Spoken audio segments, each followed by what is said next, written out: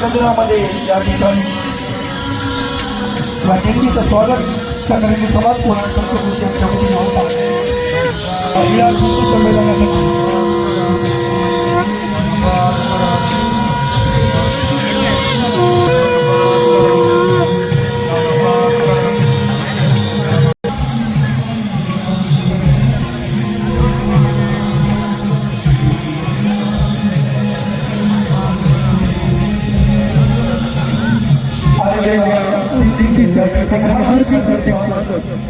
अतिशय पारंपरिक उद्देशित वारकरी संप्रदायाची हरिनामाचा विचार करत असलेली कार्यक्रमाची शोभा वाढवणारी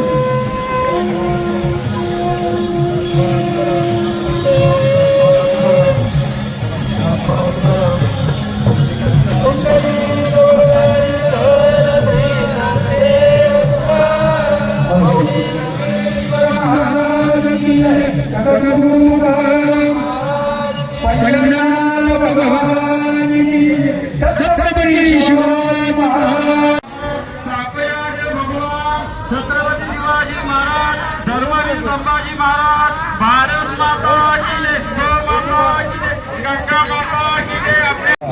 जय जय राम श्री राम जय राम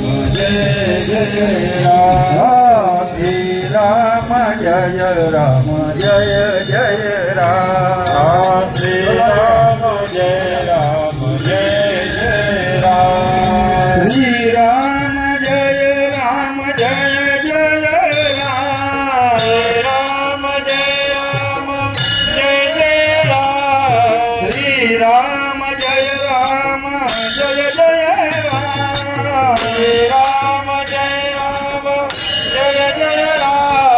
श्री राम जय राम जय जय राम श्री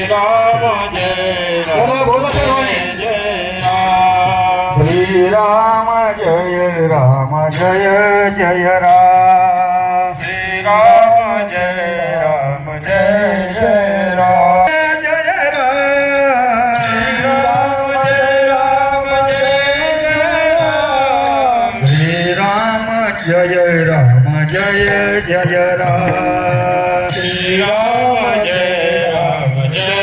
जय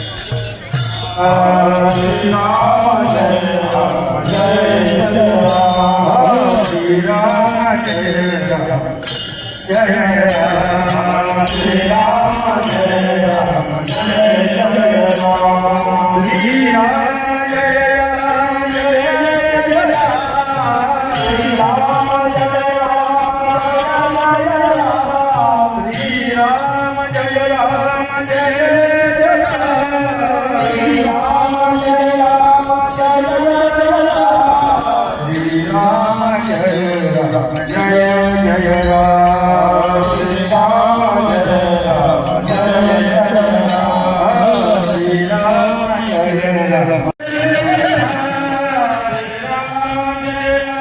जय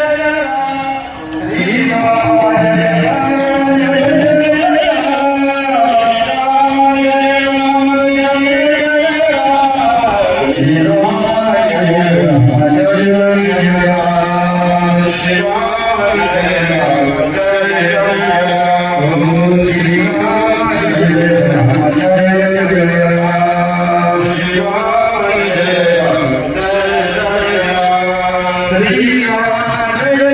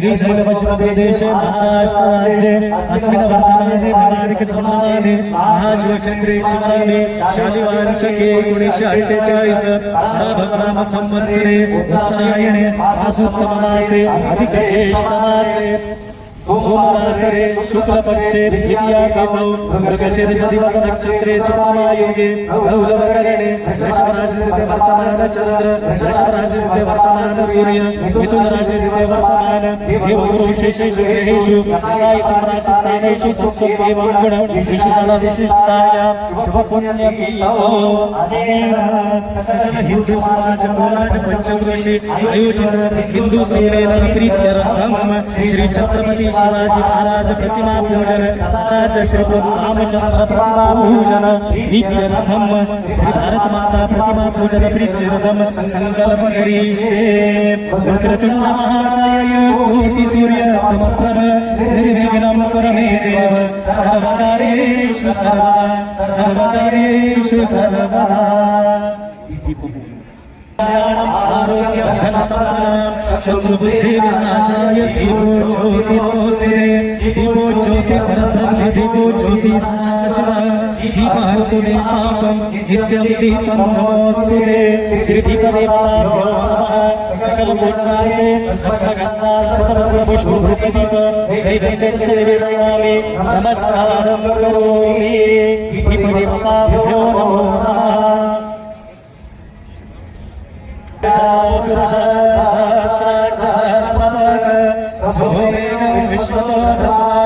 विश्वदशाकलं पुरुषं देवेदं सर्वयद्भूतं यच्च भव्यं तत्त्वशेषायोगधर्मेणातिरोति एतावानस्य महिमाभोजायां च पुरुषः आदोस्य विश्वभूतानि कृपादस्यामृतङ्गिः कृपापूर्वमुदयपुरुषः आदोस्यावहात्मनः तभो विश्वं यत्नामतस्साशनादशरेभिः तस्माभिराजायत विराजो अधिपुरुषः सजातो अक्षरे च तपच्छा भूमिमतो पुनः यत्पुरुषाविशादेवायन्यमथन्नत ससत्त्वास्यासीनाजं ग्रीष्मये शरद्गरे सप्तास्यासत्परिणयः श्रीसन्तसमितकृतः देवायत्यन्नं तन्वानाम् अभग्नं पुरुषं पुरुषो अभ्यन्यं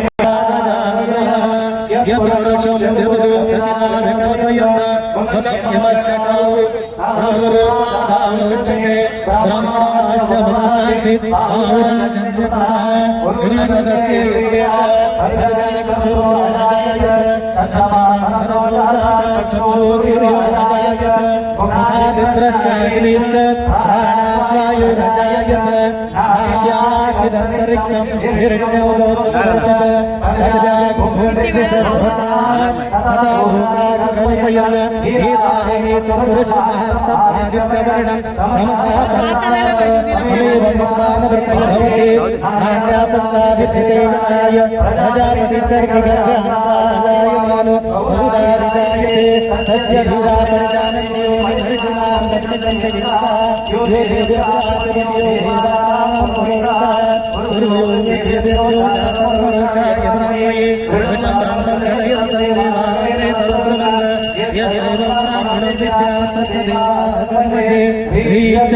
लक्ष्मी च पत्यो पार्श्वे नक्षत्रनिरूपम् अश्विनो व्यातम् इष्टं मनीषान् अमुं मनीषान् सर्वं मनीषान् ॐ वच्छं यो रामणिमहे गातुं गातुं यज्ञपतये दैवी स्वस्तिरस्तु नः स्वस्तिर्मानुषभ्यः ऊर्ध्वं गातुं भेषजं शम्नो अस्मद्विपदे शं चतुष्पदे ॐ शान्तिः शान्तिः शान्तिः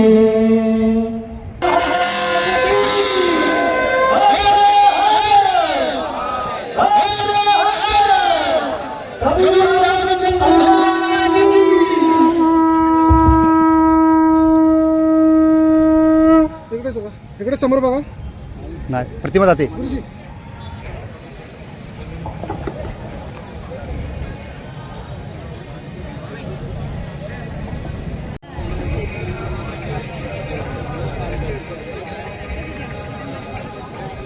सकळ हिंदू समाज कोलार पंचक्रोशी आयोजित या प्रेरणादायी आणि विचार प्रवर्तक कार्यक्रमामध्ये उपस्थित सर्व मान्यवर, ज्येष्ठ नागरिक, माता भगिनी आणि माझ्या प्रिय बांधवांचे मी मनापासून स्वागत करते.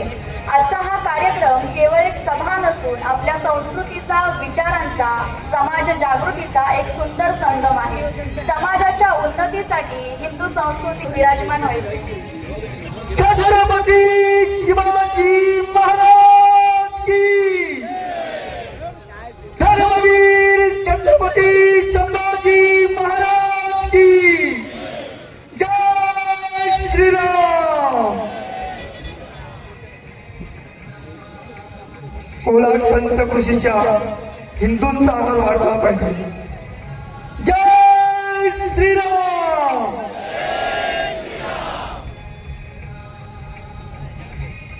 एकदा जोरदार टाळ्यांनी सौ गौरीताई सांगळे यांचं आपण स्वागत करायचं आहे.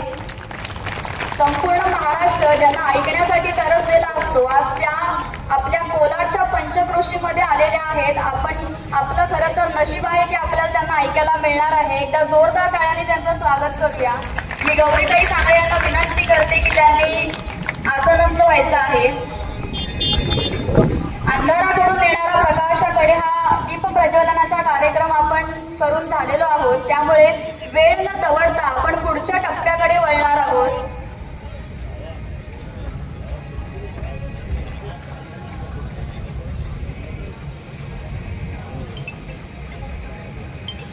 अतिथी देवो भव ही आपल्या भारतीय संस्कृतीची परंपरा आहे आणि याच परंपरेनुसार आज आपल्या कार्यक्रमासाठी उपस्थित राहिलेल्या मान्यवरांचे सन्मानपूर्वक स्वागत करणे हे मी माझे आद्य कर्तव्य समजते आणि यासाठी मला अत्यंत आनंद होत आहे. आपल्यामध्ये आज 2 मान्यवर व्याख्याते उपस्थित होणार आहेत. त्यातल्या माननीय सौ गौरीताई सांगळे आज इथे उपस्थित झालेल्या आहेत. मी आपल्या अध्यक्षपदी असलेल्या श्री राजेश गांधी यांना विनंती करते की आपण आपल्या प्रमुख पाहुण्यांचा सत्कार करायचा आहे.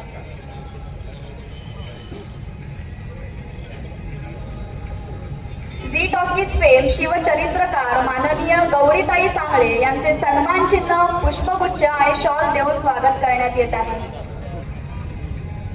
एकदा जोरदार टाळ्यांनी आपण देखील त्यांचं स्वागत करायचं आहे.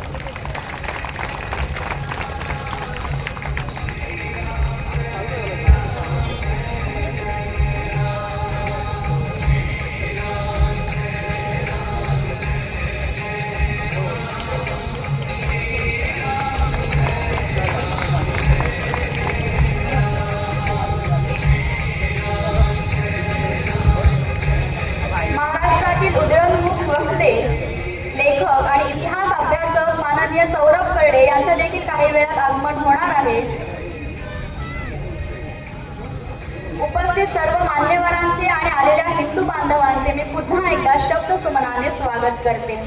रामायण से राम मिले और गीता से मिला ज्ञान, रामायण से राम मिले और गीता से मिला ज्ञान, सौभाग्य है हिंदू धर्म मिला और किस्मत से हिंदुस्तान और किस्मत से हिंदुस्तान. मंडळी, कार्यक्रमाची सुरुवात ही प्रास्ताविकाने होत असते आणि प्रास्ताविकेतूनच कार्यक्रमाचा हेतू, उद्देश आणि महत्त्व आपल्यासमोर स्पष्ट होत असतो.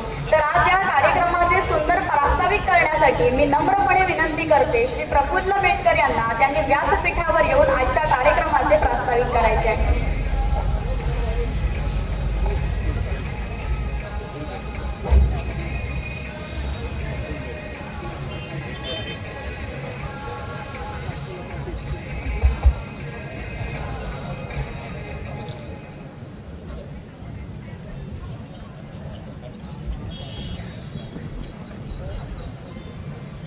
नमस्कार. जय श्रीराम. जय श्रीराम. जय श्रीराम. छत्रपती शिवाजी महाराज की. हा आवाज आहे कोलाड पंचक्रोशी सकल हिंदू समाज. क्षणोक्षणी हाच ध्यास, हिंदू धर्म हाच श्वास. मंचावर उपस्थित आजच्या प्रमुख वक्त्या सौ गौरीताई सांगळे, व्यासपीठासमोर बसलेले मान्यवर महंत, अतिशय चांगल्या उपस्थितीत आलेले माझे हिंदू बांधव, माता भगिनी, तुम्हा सर्वांना माझा जय श्रीराम. आज या कार्यक्रमाचं प्रास्ताविक करण्यासाठी मी इथं उभा आहे. आजचा दिवस कोलाडच्या इतिहासामध्ये सुवर्ण अक्षराने लिहिला जाईल. कारण आज जात पात पंथ भेद पक्षभेद सर्व विसरून एक प्रचंड संख्येने हिंदू बांधव या कोलाड पंचकृषीमध्ये उपस्थित आहेत. माझ्या बंधू भगिनीनो, इतिहास साक्षी आहे. जेव्हा जेव्हा हा हिंदू समाज विखरला गेला तेव्हा तेव्हा या हिंदू समाजावर फार मोठं संकट आलं.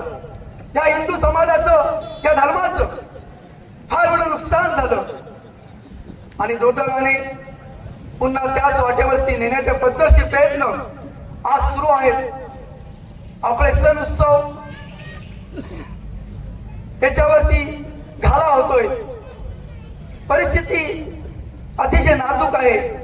जरी आपल्या या ग्रामीण भागात जाणवत नसली तरी धर्मावरती अनेक संकट उभे आहेत आणि या सर्वांचा विचार करून दिनांक 23 सप्टेंबर 2023 परसगाव नाका येथील श्री गणेश मंदिर पारावरील गणेश मंदिर या ठिकाणी येथील काही युवकांनी आणि मान्यवरांनी थोड्या मोठ्या आशीर्वादाने सकल हिंदू समाज कोलाड पंचकृषी एक संघटना स्थापन केली. संघटनेचं उद्दिष्ट फार सोपं होतं, फार छोटं होतं. आपण एक आहोत या भारत देशाला, या समाजाला, या इतर धर्मियांना दाखवून द्यायचं. त्यानंतर आता संघटना उभी केली. काय करायचं? 1 ऑक्टोबर 2023 रोजी महाड राजेवाडी तिथे या ठिकाणी गोवंश हत्या झाली. हिंदू म्हणून आपण काय करू शकतो तर कोलाड पंचकृषीतला हिंदू एक आहे हे दाखवू शकतो. आणि त्यामुळे त्या सकल हिंदू समाज कोलाड पंचकृषीनी त्या ठिकाणी निषेध नोंदवला. असं करता करता 4 वर्षे निघून गेली. 22 जानेवारी 2024 अयोध्येला प्रभू रामचंद्रांची प्राणप्रतिष्ठा झाली. त्यावेळी जवळजवळ 40 गावामध्ये या सकल हिंदू कोलाड पंचकृषी या संघटनेने 40 गावामध्ये हा उत्सव साजरा केला. दरवर्षी रामनवमी, गुढीपाडवा आपल्या इथे जवळजवळ 21 वर्ष झालो आहे.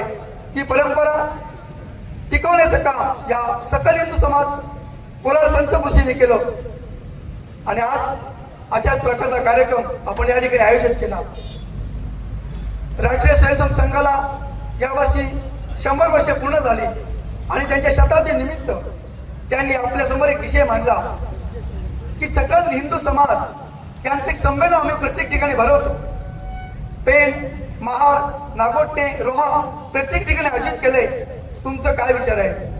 आम्ही म्हणून नक्कीच आयोजित करू, परंतु पक्षभेद विसरून हा कोलाड पंचकृषीतला हिंदू एकच येईल आणि त्या दृष्टीनं आपण आज हे विराट हिंदू संमेलन आयोजित केलेलं आहे.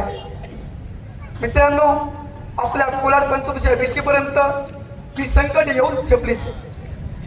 लव ज्या छोट्या अजेंड्याखाली आपल्या युवक युवतींना, आपल्या बहिणींना जाळ्यात ओढलं जातं.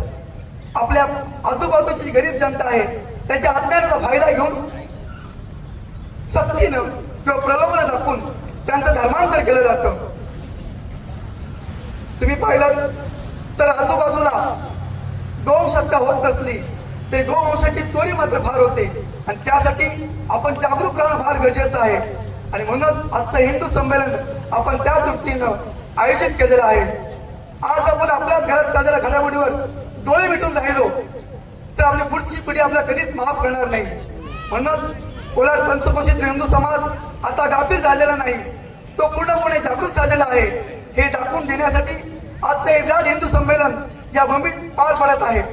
आपल्या हक्कावर आणि आपल्या धर्मावर येणारे संकट उकळून टाकण्यासाठी आमचे वज्रमुठ आता सज्ज झाले आहे. आपली ही कोलाडची पंचकृषी छत्रपती शिवाजी महाराजांच्या विचाराने पुनीत झालेले आहे. शिवरायांनी 18 प्रकार जाती एकत्र करून हिंदवी स्वराज्य स्थापन केले. तो वारसा पुढे चालवत आज या मंचावरून ज्येष्ठ विचारवंत मार्गदर्शक लाभणार आहेत. या संमेलनातून बाहेर पडताना आपले काही संकल्प करायचे. आपण जात-पात विसरून एकमेकांना हिंदू म्हणून साथ देणार आहोत. आपले सण उत्सव मंदिराचे संस्कृतीचे अभिमानाने रक्षण करणार आहोत. आपल्या कुटुंबातील माता भगिनींना मुलांना धर्म शिक्षणाची जोर देणार, जेणेकरून ते कोणत्याही अपप्रचाराला बळी पडणार नाही. आर्थिक आणि सामाजिक पातळीवरती हिंदू बांधवांना सक्षम करणार. हे भव्य संमेलन यशस्वी करण्यासाठी गेले अनेक दिवस आमचे हे हिंदू बांधव, हे युवक वर्ग, ज्येष्ठ श्रेष्ठ कमिटी अथांग मेहनत घेत आहे. खरोखर त्यांचं कौतुक आहे. मला वाटतं या सर्वांसाठी ज्यांनी हे संमेलन यशस्वी करण्यासाठी अहोरात्र मेहनत घेतली, त्यांच्यासाठी एकदा जोरदार टाळ्या व्हाव्यात अशी माझी इच्छा आहे. या संमेलनासाठी अनेक दानशील व्यक्तींनी, आपल्या हिंदू बांधवांनी कुठल्याही नावाची अपेक्षा न करता वस्तू स्वरूपात, देणगी स्वरूपात मदत केली. या प्रास्ताविकामध्ये मला त्यांचाही उल्लेख करणं नक्कीच हितावं आहे. दूरवरून प्रवास करून आजच्या या सभेची शोभा वाढवण्यासाठी माझ्या माता भगिनी आणि माझे हिंदू बांधव या ठिकाणी उपस्थित राहिले. त्यांचंही या प्रास्ताविकात मी पुनश्च स्वागत करतो. हा जनसागर आपली ताकद आहे. चला तर मग पुढील विचारांचं अमृत प्राशन करण्यासाठी आपण सज्ज होऊया. पुन्हा एकदा आलेल्या सर्वांचं या ठिकाणी स्वागत करतो. ज्यांनी ज्यांनी या संमेलनासाठी मेहनत घेतली त्या सर्वांचं, ज्यांनी ज्यांनी आर्थिक स्वरूपात, वस्तू स्वरूपात या संमेलनाला मदत केली त्या सर्वांचं आभार मानतो आणि माझं प्रास्ताविक या ठिकाणी थांबवतो. जय हिंद, जय महाराष्ट्र, जय हिंदू राष्ट्र.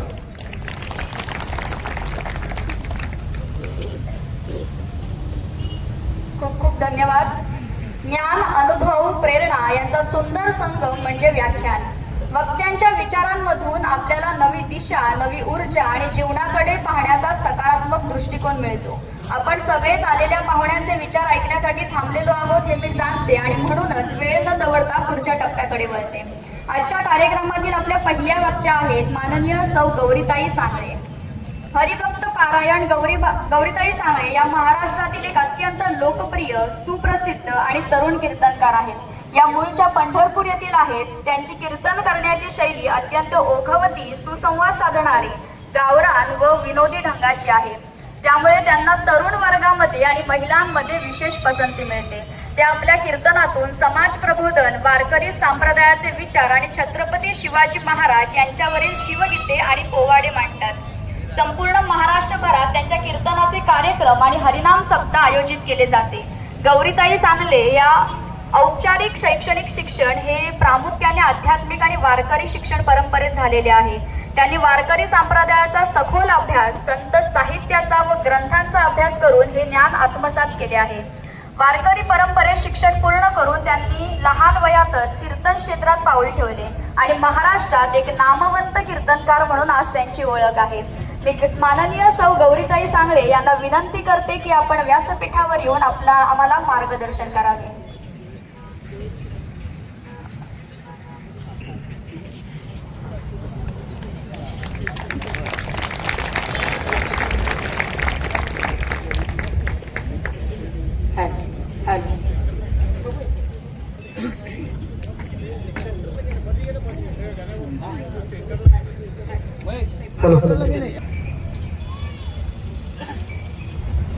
जय श्रीराम. सकल हिंदू समाजाच्या वतीनं आणि या संघटनेच्या वतीनं कोलाड पंचकृषीमधून भव्य दिव्य उभा असलेला हा हिंदू संमेलन सोहळा, या सोहळ्याच्या निमित्तानं माझं या ठिकाणी येणं झालं. छत्रपती शिवरायांच्या पदस्पर्शानं पावन झालेल्या या भूमीमध्ये छत्रपती संभाजी महाराजांच्या कर्तृत्वाने, शौर्याने आज पावन झालेला माझा महाराष्ट्र आणि या महाराष्ट्राचं गुणगौरव करत असताना या छत्रपतींचे वारसदार म्हणून आज आम्ही हिंदू म्हणून आज सर्वजण एकत्र आलो. या मातीमध्ये जन्म घेत असताना पहिलं सौभाग्य मी असं मानेन, या जगाच्या पाठीवर मानवता, संस्कार आणि अध्यात्माचा मार्ग शिकवणारा आमचा हिंदू धर्म आहे. भारत देश आणि एकच आमची भारत माता. एकच सांगेन तुम्हाला, या जगाच्या पाठीवर प्रेम असेल, मानवता असेल, संस्कार असेल आणि ममतेचा संदेश देणारा एकमेव देश जरी कुठला असेल आणि भारत देशाच्या पातळीवर कुठला धर्म एकमेव असेल तर तो फक्त आणि फक्त हिंदू धर्म आहे. आमच्या हिंदू धर्मामध्ये आम्हाला शिकवल्या जातं प्रेम म्हणजे काय. आमच्या हिंदू धर्मामध्ये आम्हाला शिकवलं जातं नात्यांचा आदर कसा करायचा असतो. बहीण भावाचं नातं म्हणजे काय, पती पत्नीचं नातं म्हणजे काय, सासू सासऱ्यांचा आदर कसा करायचा आणि माता पित्यांच्या चरणावर नतमस्तक कसं व्हायचं, हे संस्कार जर कुठला धर्म आम्हाला शिकवत असेल तर तो फक्त आणि फक्त हिंदू धर्म आम्हाला शिकवतो. या जगाच्या पाठीवर हिंदू म्हणून मिरवत असताना एक गोष्ट विसरून आम्हाला चालणार नाही. छत्रपती शिवरायांचे वारसदार म्हणून आम्ही आज या ठिकाणी जमलेलो आहोत. अशा धर्माबद्दल आम्ही बोलतोय, ज्या मातीमध्ये आम्ही बोलतोय ही माती पवित्र आहे. या कोकणाची माती आणि कोकणातला अभिमान आणि स्वाभिमान. मी नेहमी एक वाक्य सांगत असते, या कोकणच्या परिसरामध्ये आल्यानंतर एक वाक्य आवर्जून सांगते. मला जर कुणी विचारलं महाराज तुम्ही कुठल्या गावचे, तर मी अभिमानानं सांगते पंढरीश पांडुरंग परमात्म्याच्या पंढरपूरचे आम्ही, हे मी अभिमानानं सांगते. आणि तुम्हा सर्वांना आवर्जून सांगू इच्छिते, आपल्या कोकणातली माणसं, कोलारमधली माणसं महाराष्ट्रामध्ये, भारत देशामध्ये नवे नव्हे जगाच्या कुठल्याही कानाकोपऱ्यामध्ये तुम्ही जाल आणि तुम्हाला जर कुणी विचारलं काय हो तुम्ही कुठल्या गावचे, तर कोलारच्या माणसांनी गर्वानं सांगावं हिंदवी स्वराज्य ज्यांनी स्थापन केलं, 32 मनांचं सोनेरी सिंहासन रायगडावर ज्या राजांनी उभा केलं, त्या छत्रपती शिवरायांच्या रायगडाच्या मातीतले आम्ही, हा कोलारचा स्वाभिमान आहे. म्हणून गर्वानं सांगावंसं वाटतं. छत्रपतींचे वारसदार म्हणून सांगत असताना एक गोष्ट मात्र आम्हाला शिकवल्या जाते. हे हिंदू संमेलन भरवण्याचं कारण, हिंदूंना एकत्रित करण्याचं कारण एकमेव आहे. आम्हाला लहानपणापासून एक गोष्ट शिकवल्या गेली. लहानपणापासून एक गोष्ट आम्हाला शिकवल्या गेली, ती कोणती माहिती आहे? कुणी जर आम्हाला एका गालावर मारलं तर काय करायचं, बरोबर ना?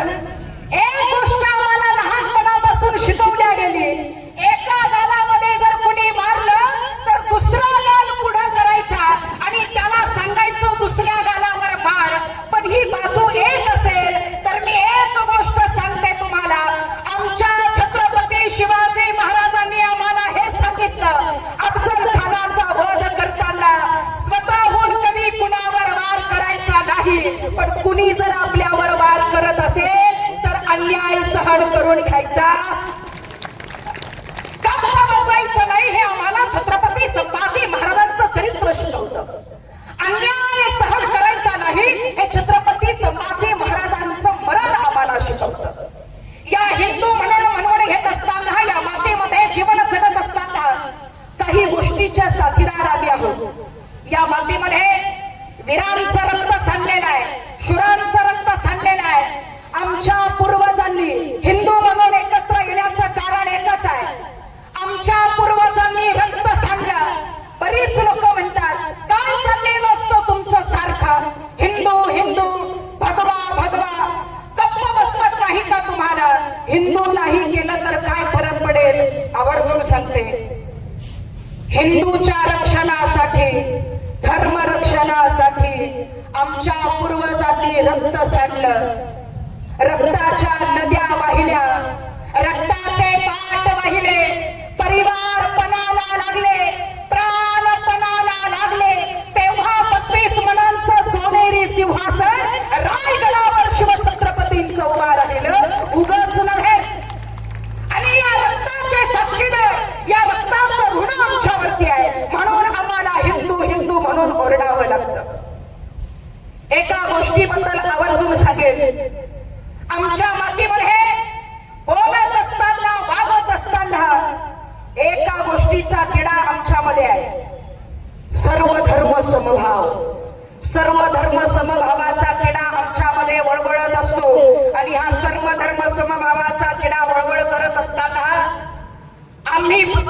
करायचं सर्व धर्म समभाव. हिंदू धर्मामध्ये सगळ्यांनी यावं, प्रत्येकाने आपली जागा स्थापन करावी, प्रत्येकाने आपलं अस्तित्व निर्माण करावं. इतकं सुरक्षा, इतकी मान्यता हिंदू धर्म आम्हाला देतो. पण हिंदू धर्मातला व्यक्ती जेव्हा दुसऱ्या धर्मात जातो तेव्हा तुम्हाला पूजा करण्याची सुद्धा तुम्हाला वेळ मुभा तुम्हाला त्या धर्मामध्ये दिल्या जात नाही. एकमेव हा हिंदू धर्म आहे. या धर्मामध्ये आम्हाला जीवन जगत असताना माणूस म्हणून जगावं काय. एक सांगू तुम्हाला, महाभारताचं युद्ध झालं. सोशल मीडिया बघायला लागलो. सोशल मीडिया बघत असताना, आजही मोबाईल वरती रील चालत असताना धर्मनिष्ठेवरची एखादी पोस्ट पडली, धर्माबद्दल एखादी रील पडली, तर या रीलच्या खाली आमची शोकांती काय, हिंदू धर्माला विरोध करणारे आमचेच हिंदू आधी पुढे येतात. यासाठी हिंदू संमेलनाची गरज आहे. हिंदू एकत्र आला पाहिजे, हिंदू एक झाला पाहिजे. संघटन, एकता, एकत्र झाल्याशिवाय कुठलंही काम होत नाही. शिवशाहीर बाबासाहेब देशमुख जेव्हा पोवाडा म्हणायचे, त्यांनी सांगत असताना एक उदाहरण आम्हाला सांगितलं. हिंदवी स्वराज्य निर्माण करण्याच्या आधी आमच्या मातीवर होणारे अन्याय, अत्याचार, या अन्यायाला वाचा फोडत असताना छत्रपती शिवराय काय करावं म्हणून विचार करत उभा राहिले. एका खांबाजवळ उभे होते. या विरोधकांचं करायचं काय, शत्रूचं करायचं काय, शत्रूचं काय करायचं हा विचार करत असताना समोर जमिनीवर बघितलं. एक किडा मरून पडलेला होता. एक किडा मरून पडलेला होता. तिथे एक मुंगी आली. त्या मुंगीने त्या किड्याचा पाय धरला. तिला तो किडा घेऊन जायचा होता. किडा मोठा होता. तिनं तो किडा हातामध्ये तोंडामध्ये धरला, पण तिला नेता येईना. दुसरी मुंगी आली, दोघींना नेता येईना. तिसरी मुंगी आली, नेता येईना, कारण किड्याचा आकार मोठा होता. जेव्हा अनेक मुंग्या एका ठिकाणी जमल्या, अनेक मुंग्यांनी एकत्र येऊन त्या किड्याला धरून आपल्या जागेवर तिथे नेलं. याच्यातून शिवरायांनी एकच आदर्श घेतला, कुठलंही कार्य करायचं असेल तर संघटित झाल्याशिवाय ते पूर्ण होणार.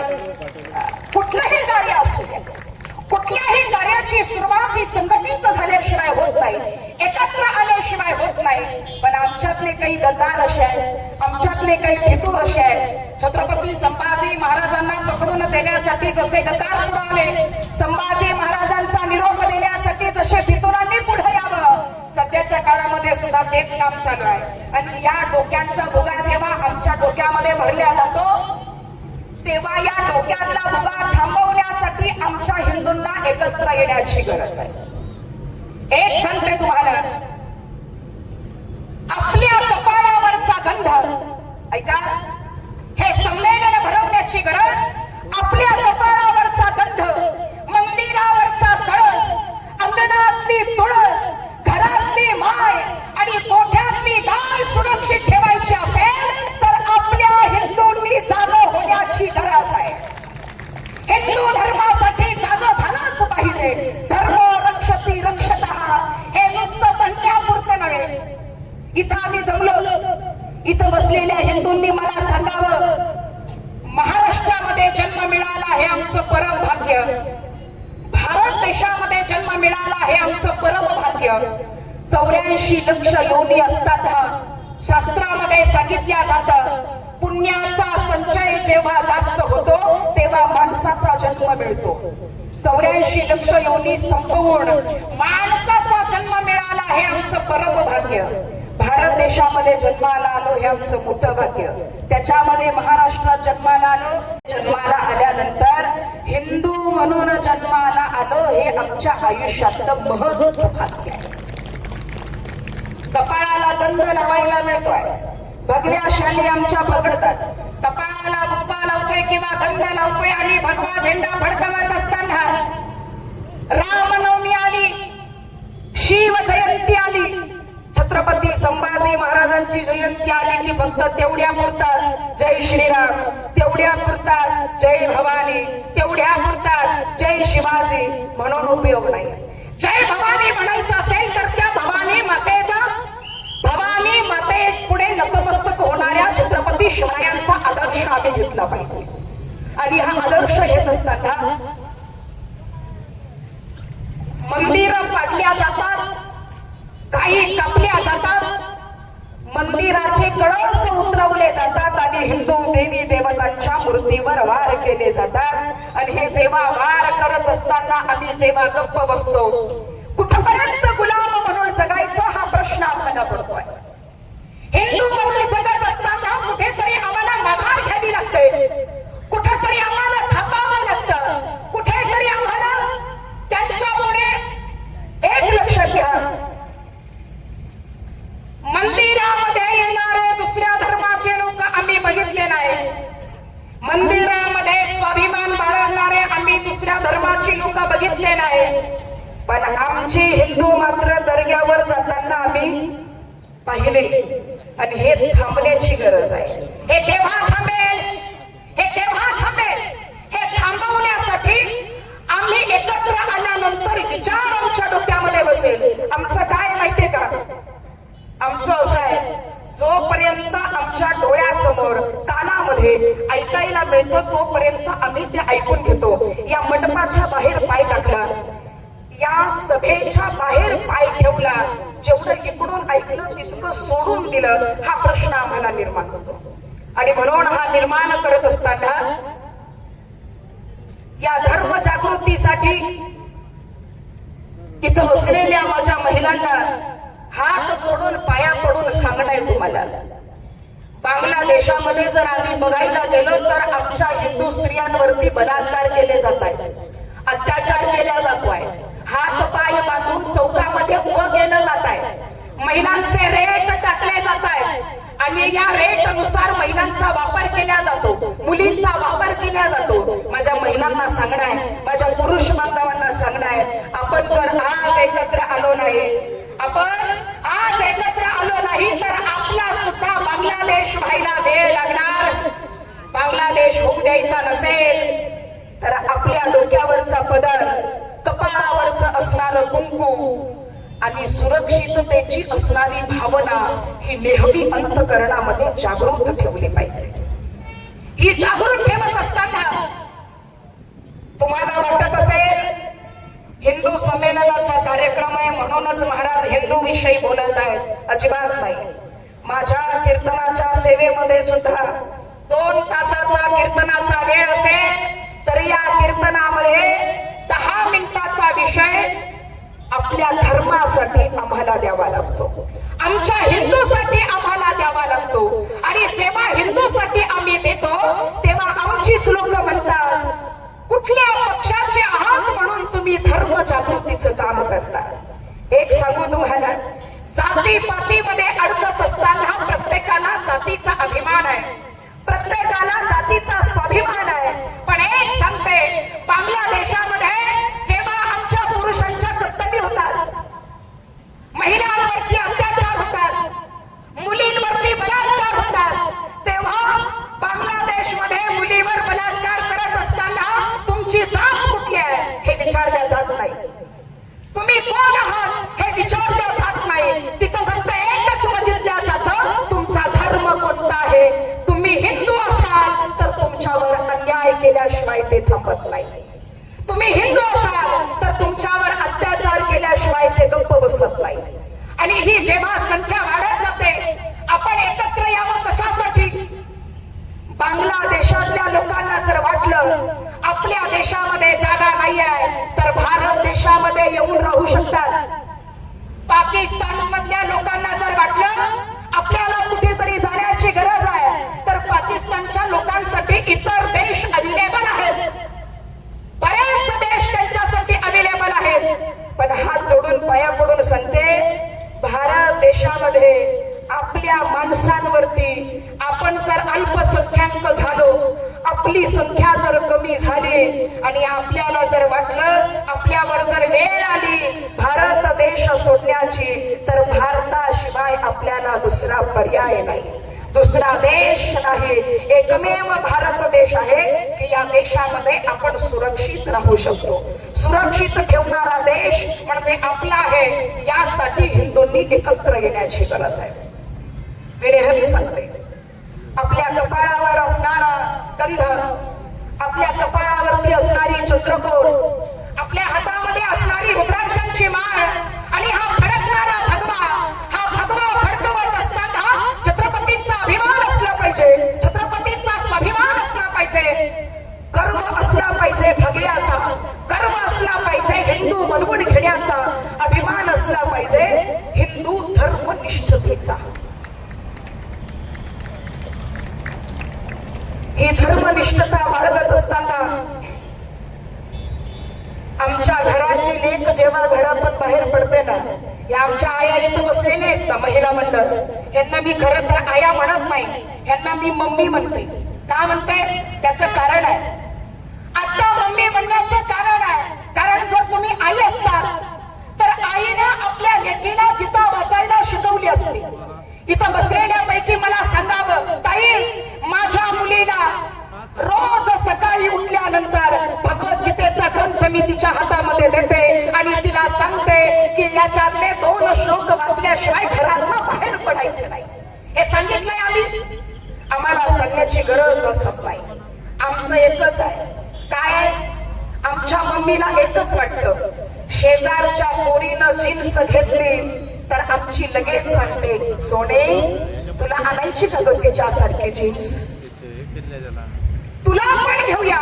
बरं ते जीन्स साधी नसते, 4 ठिकाणी फाटलेले, तिला ठेगडं लावलेले. पूर्वीच्या बाया, जुन्या महिला असतील इथं, पूर्वीच्या महिला वाकळ शिवायच्या, वाकळ कोथडीच म्हणतात ना, वाकळ शिवायच्या. आणि वाकळ शिवायची असेल तर वेगळे वेगळे कपडे, वेगळ्या वेगळ्या कपड्यांचे तुकडे गोळा करायचे, एकत्र शिवायचे आणि मग ती वाकळ पांघरायला किंवा अंथरायला घरामध्ये उपयोगी पडायची. जुने कपडे, जुन्या कपड्यांचा वापर व्हायचा.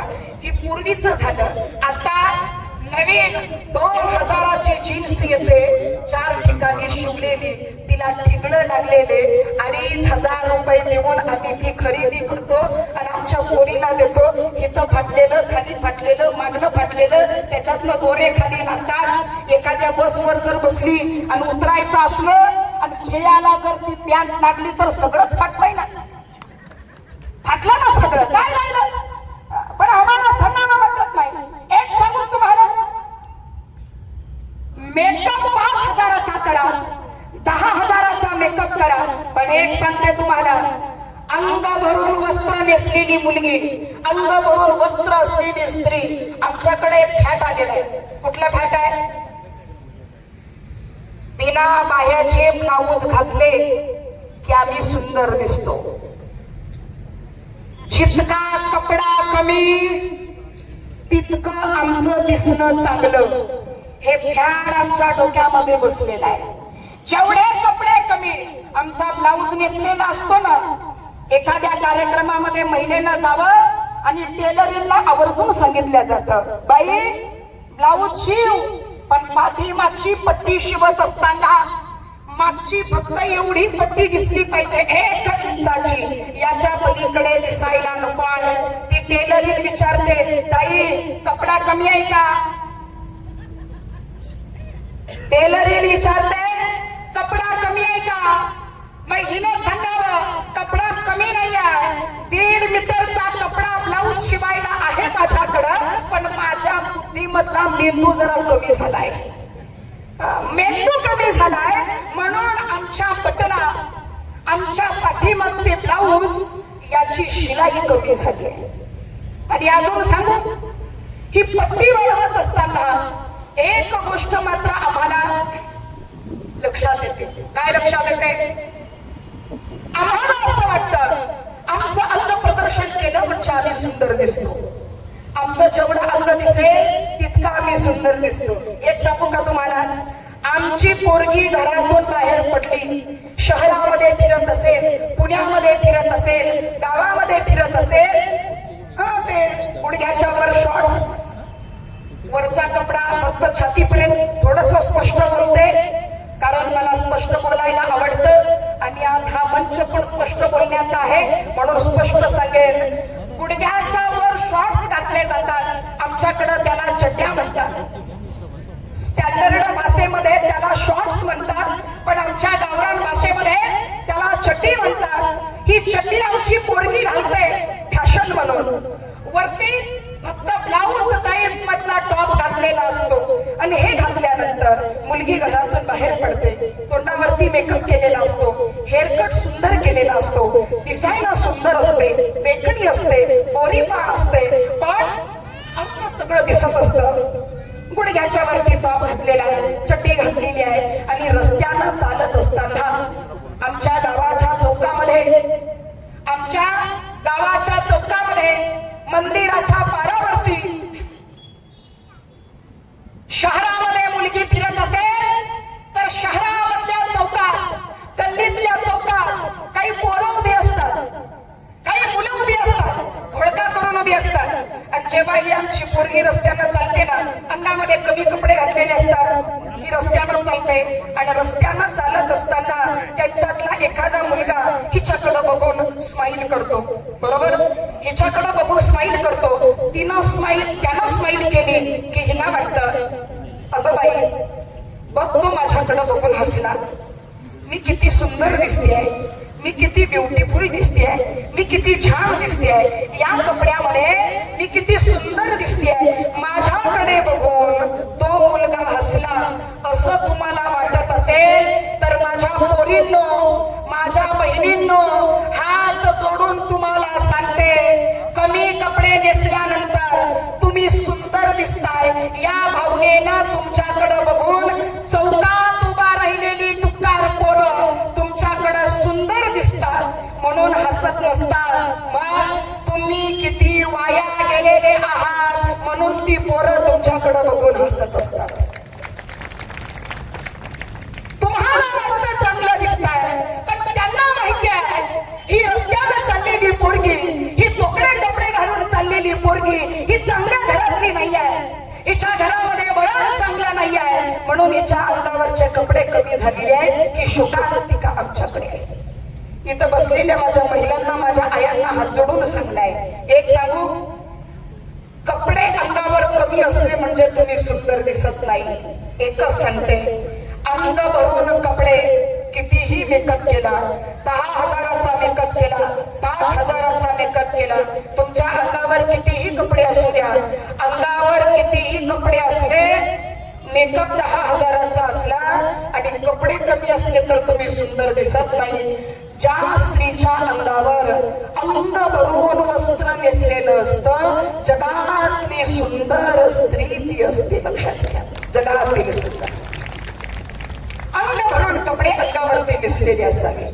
घरामध्ये महिला म्हणजे घराचा पाया आहे, स्त्री म्हणजे घरातला मजबूत कणा आहे. आणि या स्त्रीनं स्वतःचे विचार जेव्हा घरामध्ये सांगावे, मुलांना शिकवावे, मुलांना सांगावं, देव म्हणजे काय, धर्म म्हणजे काय, देश म्हणजे काय, ही सांगण्याची जबाबदारी घरातल्या स्त्रीची आहे.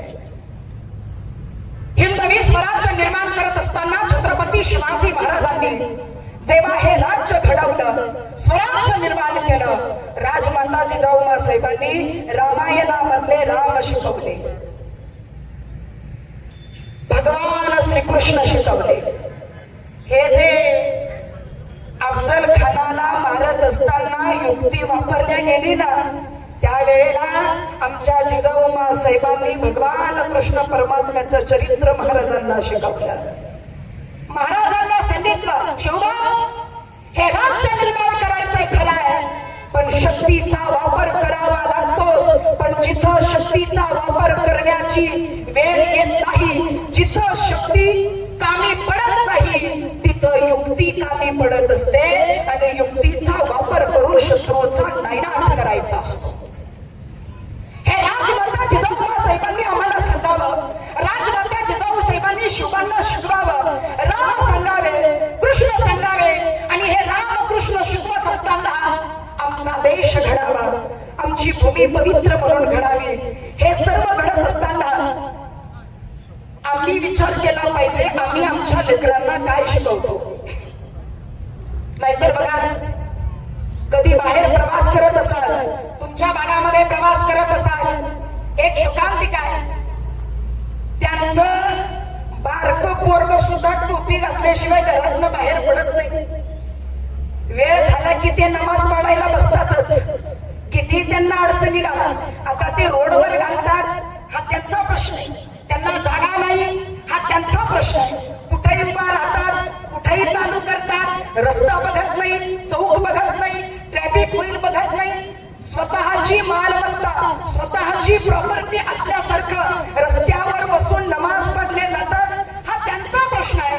पण एक सांगू, ज्यांना जागा नाही, किती तफावत आहे बघा, ज्यांना जागा नाही रस्त्यावर बसून ते नमाज पडतात. आमच्या हिंदूंना एवढे मोठे मंदिर आहेत महाराष्ट्रामध्ये, मंदिरामध्ये जाऊन जर आम्ही धर्म जपला, भगवा झेंडा फडकावून जर धर्मरक्षणाचा प्रयत्न केला, तर हिंदूंना गर्वानं मान वर करण्यासाठी कुणीच थांबवू शकत नाही, कुणीच थांबवू शकत नाही. पण हे थांबवणं आम्हाला जमत नाही, हे थांबवणं आमच्या हातात नाही. का? आमच्या लेकराला संध्याकाळ झाल्यानंतर अंगणामध्ये थोडासा आहे, संध्याकाळ झाल्यानंतर आमच्या अंगणामध्ये थोडासा आहे, आणि या तुळशीला पाणी घातलं पाहिजे, तुळशीला नमन केलं पाहिजे, हे शिकवणारे आम्ही नाही. आम्हाला शिकवण्याची गरज भासत नाही. आम्हाला वाटतंय चाललंय पोरग फिरायला जाऊया, आम्हाला वाटतंय चाललंय पोरग पिक्चरला जाऊया, आमची पोरगी सिनेमा बघत असेल तर आम्हाला आनंद वाटतो.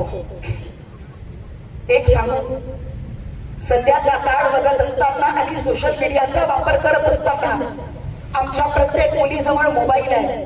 पण आई बाबांना हात जोडून सांगताय, आपली मुलगी मोठी झाली, आपली मुलगी वयात आली, आपली मुलगी तरुण वयामध्ये आली, मग आपली मुलगी तरुण वयामध्ये आलेली असताना, आपली मुलगी वयात आलेली असताना, आपली पोरगी मोबाईलचा वापर करत असताना, मोबाईल मध्ये ती काय बघते, मोबाईल मध्ये ती कोणाशी बोलते, आपल्या मुलीची संस्कृती कोणाशी आहे, आपल्या मुलीचे मित्र कोण आहे, आपल्या मुलीच्या मैत्रिणी कोण आहे, हे आई बाबांना वेळोवेळी तपासलं पाहिजे, वेळोवेळी बघितलं पाहिजे, तिला सांगितलं पाहिजे. का? काय सांगायचे? का? आमच्या लेकीचे 35 तुकडे फ्रीज मध्ये बघायला मिळू नये यासाठी आम्हाला मुलीकडे लक्ष देण्याची गरज आहे. कधी कधी मुलींची चूक नाही, कधी कधी म्हणते मी, कधी कधी कधी कधी काही काही मुली कधी वय कमी असतं, कधी मॅच्युअर झालेल्या नसतात, आणि त्या लोकांचं टार्गेट ठरलेलं आहे, त्यांचं टार्गेट ठरलेलं आहे. तुम्ही आजपर्यंत कधी बघितलं का हिंदू धर्मातल्या हिंदू तरुणानं मुस्लिम तरुणीला फसवलं, तिचे 35 तुकडे केले, बघितलं तुम्ही? नाही. आमचा हिंदू धर्म आम्हाला शिकवतो स्त्रीचा सन्मान कसा करायचा, स्त्रीला मातेचा दर्जा आमच्या धर्माला दिलेला आहे. स्त्री म्हणजे देवी आहे, आणि देवीचा दर्जा आम्ही आमच्या लेकीला देतो, आमच्या बहिणीला देतो, आमच्या आईला देतो. आमच्या धर्मामध्ये, दोन धर्मामध्ये जर तफावत बघितली ना, तर एक सांगू, नवरा बायकोचं नातं कसं असावं हे आमच्या मातीमध्ये जन्माला आलेली देवता श्रीरामचंद्र प्रभू आम्हाला शिकवतात. ऐकलं असेल, एक पत्नी एक वचनी, बरोबर ना? एक पत्नी एक वचनी एक बाणी, हे कोणाचं तत्व आहे? श्रीराम प्रभूंचं तत्व आहे. आणि तिकडं जर बघितलं, स्त्रीकडे माता म्हणून बघायचं, परक्याची जरी असली तरी, तसं त्यांच्यात नाहीये. ते कधी कोणाशी हलाला करतील त्यांचं सांगता येईल. परवा मी मोबाईल वरती वाचलं, एका मुलीची न्यूज बघितली. अनिशा नावाची मुलगी आहे. या अनिशा नावाच्या पोरीला सांगितलं, माझं लग्न एका मुस्लिम मुलाशी झालं, आणि त्याच्या बरोबर संसार करत असताना माझ्या नवऱ्यानं मला सांगितलं की तुला तुझ्या सासऱ्यासोबत हलाला करायचा आहे.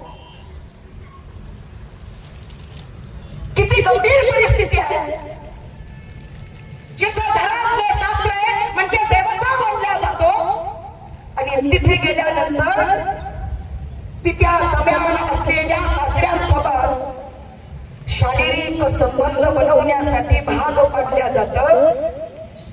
आम्ही भाग्यवान आहोत, अशा धर्मामध्ये आम्हाला जन्म मिळाला की जिथे माता पिता देवतेच्या जागेवर आहेत, सासू सासरे देवतेच्या जागेवर आहेत, पती हा परमेश्वर आहे. हे आम्हाला रामचंद्र प्रभूंचं चरित्र शिकवतं. पती हा देवाच्या जागेवर आहे हे आम्हाला आमच्या पुराणातली शास्त्र शिकवतात.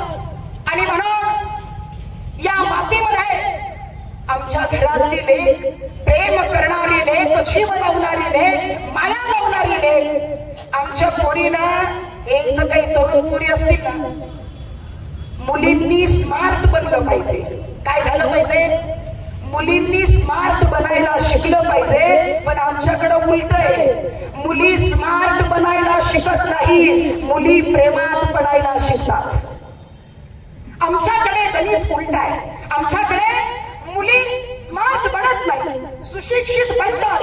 पण सुशिक्षित बनत असताना मॅच्युअर सुद्धा झालं पाहिजे. आपल्या सोबत बोलणारा माणूस कशा पद्धतीने बोलतोय, काय बोलतोय, त्याची भावना काय आहे, आपल्या सोबत बोलण्याचा त्याचा हेतू काय आहे, हे मुलीला समजलं पाहिजे, हे तिला कळालं पाहिजे.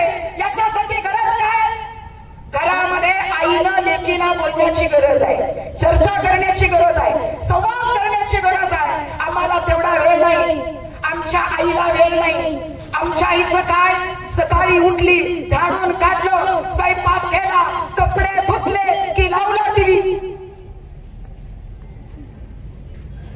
दुपारी जेवण झालं, भांडे घासले, दुपारची झोप झाली की संध्याकाळी लावला टीव्ही. आणि मग आमच्या घरामध्ये चालत राहतं. जशी त्या सिरियल मध्ये शिकवल्या जातं तसं आमच्या घरामध्ये वाढत जातं.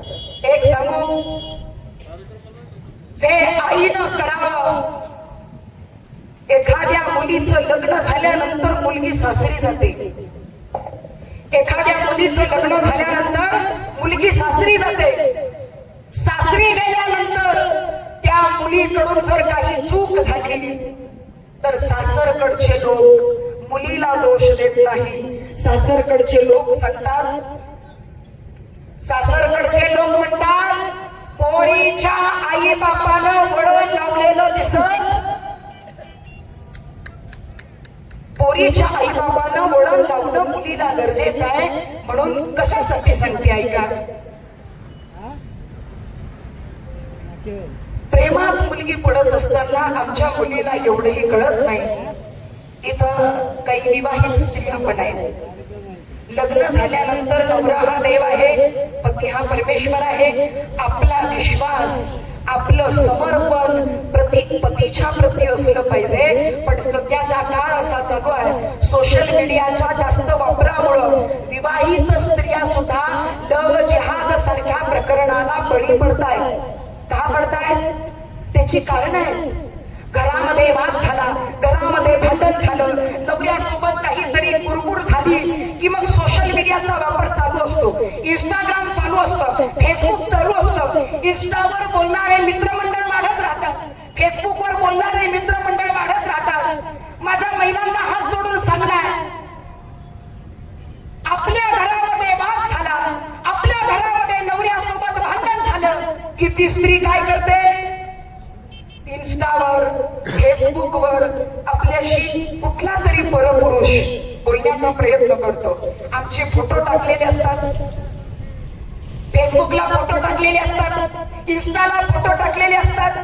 मग एखाद्याची कमेंट पडते, सुंदर दिसतेस, छान दिसताय, ब्युटिफुल दिसताय, आज खूपच सुंदर दिसताय. मग एखाद्या परपुरुषाची कमेंट पडल्यानंतर आम्हाला बरं वाटतं, त्याच्या कमेंटला आमचा रिप्लाय जातो आणि इथून लव जिहादाची सुरुवात चालू होते.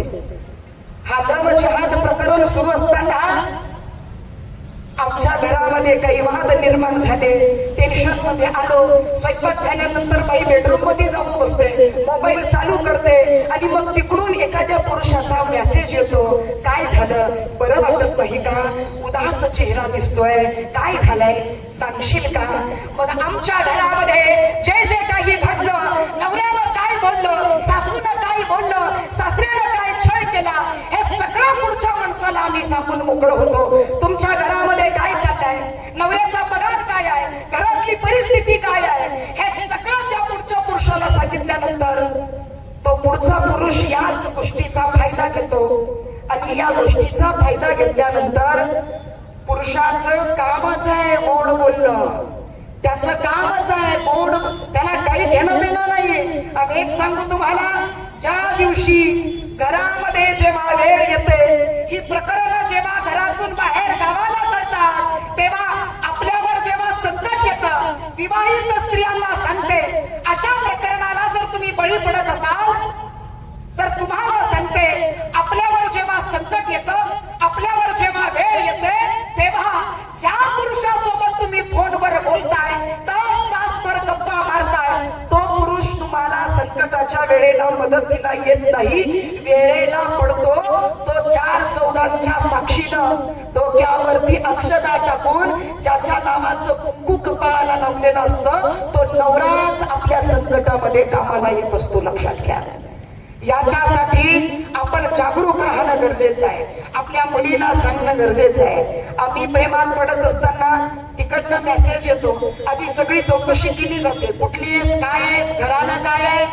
आणि जर हिंदू घरातली मुलगी असेल तर एखाद्या दुसऱ्या धर्माच्या पुरुषानं एखाद्या मुलानं मेसेज करावा, मेसेज करता करता करता त्या मुलीनं त्याच्यामध्ये वाहवत जावं. आणि हे वाहवत जात असताना आमची मुलगी एवढी अडकली जाते, एवढी अडकली जाते, घरामध्ये प्रकरण पकडल्यानंतर, आई बापाला कळाल्यानंतर, बापानं जर सांगितलं पोरी तो मुलगा चांगला नाही, त्या मुलाचे विचार चांगले नाही, मला तो दिसायला बरा वाटत नाही, मला तो वागणुकीला बरा वाटत नाही, तर त्यावेळेस आमची पोरगी सांगते, अभिमानानं सांगते, पप्पा तुम्ही त्याला ओळखत नाही, तुम्हाला वाटत असेल तो मुलगा चांगला नाही, पण मी त्याला ओळखते, गेली वर्ष झालं मी त्याच्या सोबत बोलते, पप्पा मेरा अब्दुल वैसा नहीं है, मेरा अब्दुल बहुत अच्छा है, मेरा अब्दुल मुझसे प्यार करता है, मेरा अब्दुल मेरे सिवा जी नहीं सकता. हे पोरीचं सांगणं असतं आमच्या. बापाला कळत नाही काय करावं, आईला कळत नाही काय करावं, पोरीच्या पायावरती लोटांगण घातल्या जातं, डोक्यात पायावरती डोकं ठेवल्या जातं, पण पोरगी सांगते, पप्पा काहीही म्हणाला तरी माझ्या अब्दुलवर विश्वास आहे, जेवढा तुमच्यावर विश्वास नाही तेवढा त्याच्यावर विश्वास आहे, शेवटच्या क्षणापर्यंत तो मला सांभाळणार आहे, शेवटच्या क्षणापर्यंत माझी जबाबदारी घेणार आहे. आणि आई वडिलांच्या विरोधात पोरगी घरातून बाहेर निघून जाते. घरातून निघून झाल्यानंतर जेव्हा त्या मुलासोबत लग्न होतं, एक घटना पुण्यामध्ये घडलेली आहे. एक मुलगी, शिकलेली मुलगी, ग्रॅज्युएट झालेली मुलगी, सुशिक्षित मुलगी घरातून बाहेर निघून गेली. आई बाबाला कळालं नाही मुलगी कुठे आहे, काय करते, कुठे गेली आहे. चौकशीला सुरुवात झाली. मैत्रिणींनी सांगितलं एक कुणीतरी मुलगा होता, त्याच्यावरती प्रेम करत होती, रिक्षा चालवणारं पोरग होतं आणि त्याच्यासोबत ती निघून गेली. 25 वर्षाचं पोरग, 18 वर्षाची आमची लेक, लाडानं, प्रेमानं, संस्कारानं वाढवलेली लेक, मागेल ते तिला दिलं, जे हवा ते तिच्या हातामध्ये दिलं. ती लेक एखाद्या माणसासोबत निघून जाते आणि तिकडं निघून गेल्यानंतर 2-3 दिवसापूर्वी मोबाईलवर एका मुलीची मुलाखत बघितली. हिंदू धर्माची पोरगी आहे आणि तिनं सांगितलं, मला माहित नव्हतं तो कुठल्या धर्माचा आहे, मला नाव सांगितलं की मी हिंदू आहे, हिंदूचं नाव लावलं गेलं, हिंदूचं नाव लावलं गेलं,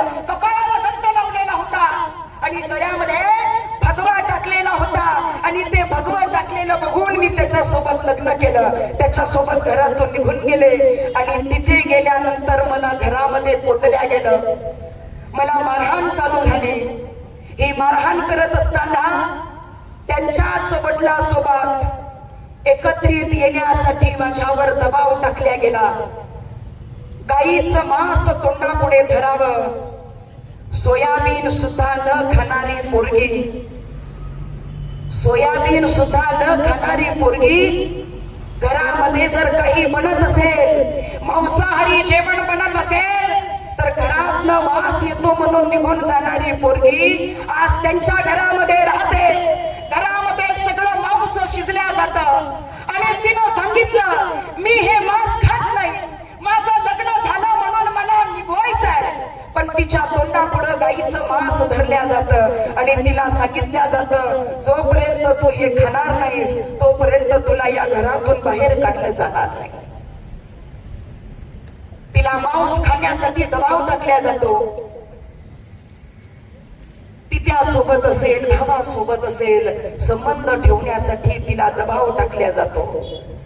आणि हे सगळं घडत असताना तिला बाहेर येण्याची मुभा नाही. एक प्रसंग माझ्या कानावरती आला. MBBS शिकलेली पोरगी, डॉक्टर झालेली पोरगी, सुशिक्षित असलेली मुलगी एका परधर्मीयाच्या प्रेमात पडली. प्रेमात पडून निघून गेली. तिकडं गेल्यानंतर तिचा छळ चालू झाला. रोज एका माणसानं यावं आणि तिच्यावर अत्याचार करावा. तिचा रेट लावला गेला, तिच्यावरती पैसे लावले गेले, तिचे लचके तोडण्यासाठी पैसे लावले गेले, तिच्यावर बलात्कार करण्यासाठी पैसे कमवण्याचं साधन म्हणून आमच्या हिंदू मुलीला वापरल्या गेलं. कंटाळून वैतागून छान सहन करत असताना तिनं आपल्या बापाला फोन लावला. पप्पा, 4 वर्षानं लेकीनं फोन लावला. पप्पा, अशा ठिकाणी मी आहे, कुठे मला माहिती नाही, पण ज्या घरामध्ये मी राहते त्या घरामध्ये एका घरामध्ये मला कोंडून ठेवल्या जातं. रोज एक माणूस येतो आणि माझ्या अंगावर हात टाकतो. रोज एक माणूस येतो माझ्यावर अत्याचार करतो. माझ्या वयापेक्षा दुप्पट वय असणारी माणसं माझ्या अंगाला हात लावतात. पप्पा, 60 वर्षाची 65 वर्षाची माणसं वय बघत नाही. माझं 21 वर्षाचं वय, 25 वर्षाचं वय, 30 वर्षाचं वय, तरुण वय आहे हे सुद्धा ते बघत नाही. कुणीही इथं माझे लचके तोडून जातं. पप्पा, आता मला सहन होत नाहीये. मग तिच्या बापानं सांगितलं, बाळा न्यायला येऊ का? तू काळजी करू नकोस, तू काळजी करू नकोस. जिथं असेल तिथे पोलिसांची मदत घेऊन तुझा आम्ही शोध लावू आणि तुला वापस घेऊन येऊ. बाळा काळजी करू नकोस. या दलदलीमधून, या चिखलातून तुला बाहेर काढून आपल्या घरी आले. पोटची लेक होती, लाडाची लेक होती. आणि जेव्हा बापांना सांगितलं, पप्पा मला असा त्रास होतोय, मला सहन होत नाही आहे, संपवावंसं वाटतंय स्वतःला. बापानं सांगितलं, मी तुला घेण्यासाठी येतो, पोलीस प्रोटेक्शन घेऊन येतो, तुझा शोध लावतो आणि तुला तिथून घेऊन येतो.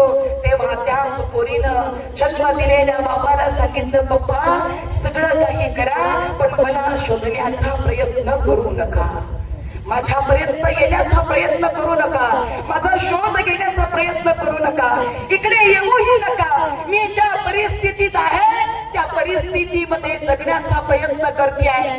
बापाने विचारलं, का तुला आणण्याची तयारी आहे? काय पैसे लागतील ते लागू दे, पण तुला आणतो. त्या पोरीनं सांगितलं, पप्पा तुम्ही मला न्यायला याल सगळं खरं आहे, पण या लोकांचं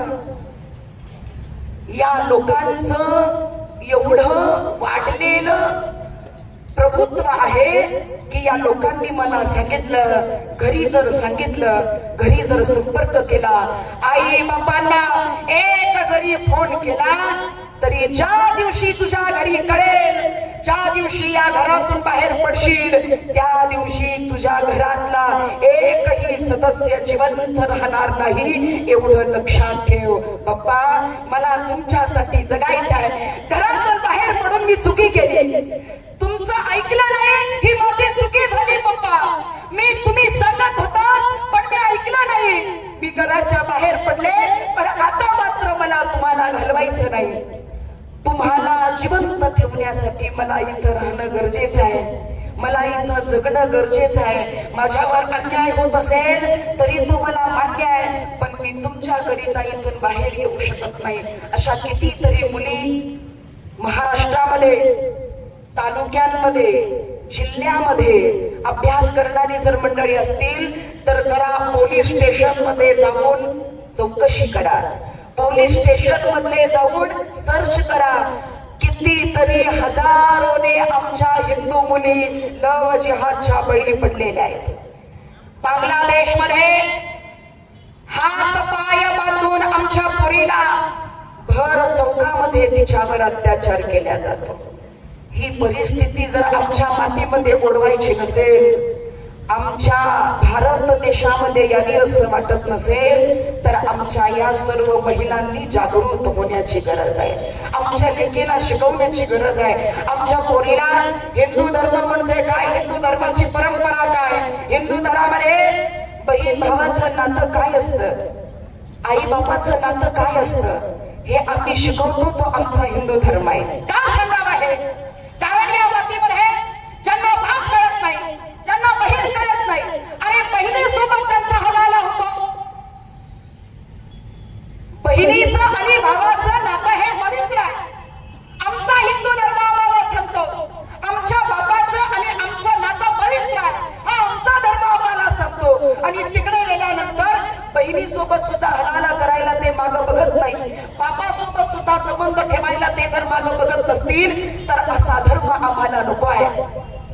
या धर्मामध्ये आम्ही नाही, हा आमचा गर्व आहे.